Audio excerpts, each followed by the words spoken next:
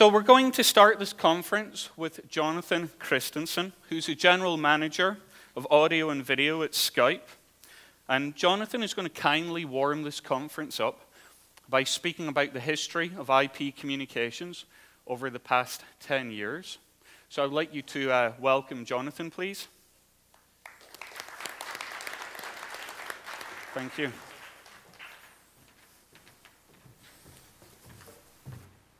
So I'm going to try and give the 30-minute version of his 15-minute intro. So I'm Jonathan, and I've been with Skype for about 2 years. I lead up our audio-video research and development spread across a couple of continents and a lot of time zones, building world-class software, we hope, for next-generation communications.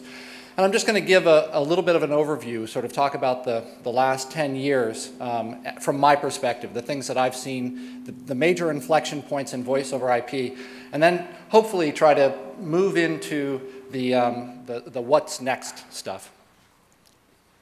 So a lot of people get credit for the first VoIP instance, but I think around the industry most people give credit to Vocaltech and their internet phone for being the first usable network-based voice over IP client, and this was a desktop phenomenon. Then came a lot of people rushing into the market once the concept was proven to build gateways. I'm going to talk about these in a little bit. And then there were some carriers that came along and they established the gateways in POPs, and they connected it to the PSTN, and they created a market for moving VoIP minutes around.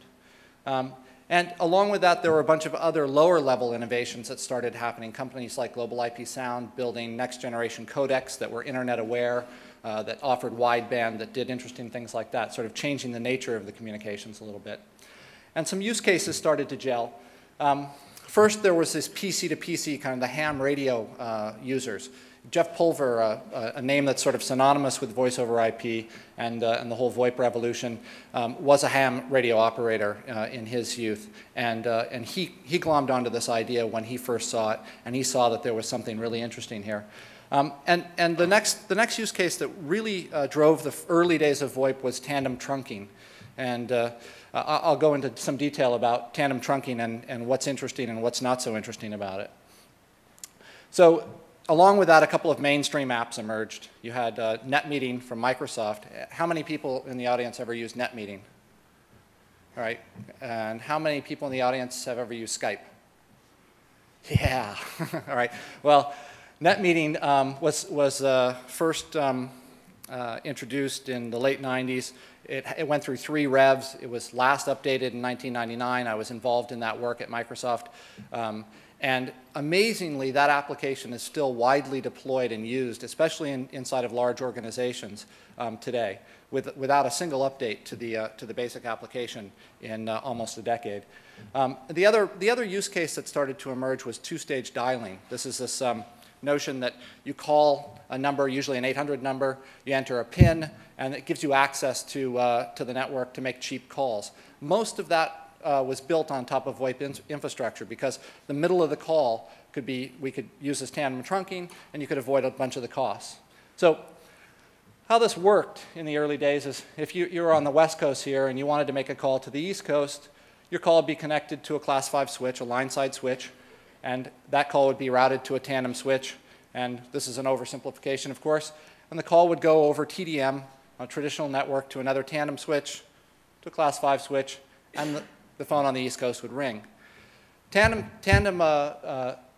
switching, VoIP tandem switching, replaced that center part with VoIP gateways. And the interesting thing about this is that it really was the death of physical distance. But much more than that, it became the death of the business model behind distance. So you had some bandwidth efficiency. That was kind of interesting.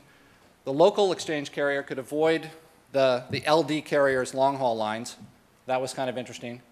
The incumbent long-distance player could then avoid the termination fees at the LEC because the call didn't arrive over long distance or a telephony service. It arrived over an information service that was unregulated. And this is sort of a trick. This was a regulatory trick. And really what we saw was a whole era of arbitrage and many would say inferior service. Suddenly you were transcoding, re-encoding, using a network that maybe wasn't suited for real-time communications, all sorts of things like that, vagaries of the network that were introducing inferior quality.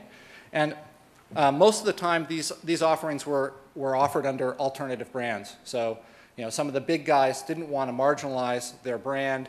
You could hear a pin drop, or their brand had been around for a couple, decades, or in some cases 100 years, and they didn't want that to be associated with these services. So they came up with wacky names and wacky marketing schemes and prepaid calling cards and whatnot. And so those services were marginally interesting if you were trying to save money, if you were a college kid, that kind of thing.